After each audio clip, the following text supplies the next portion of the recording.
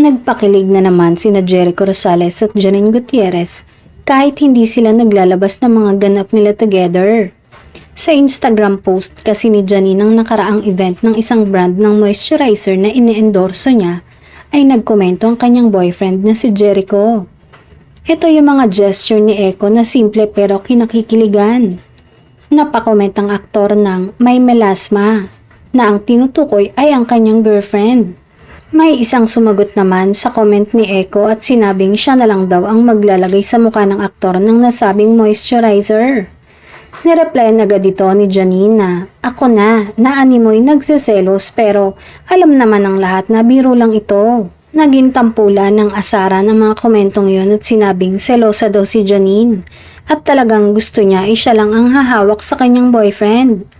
Nakakatuwa lang dahil kahit walang ayuda ang magjowa sa kanilang mga fan, ay nagbibigay saya pa rin sila sa mga simpleng bagay tulad ng pagpapalitan ng kanilang mga nakakakilig na komento.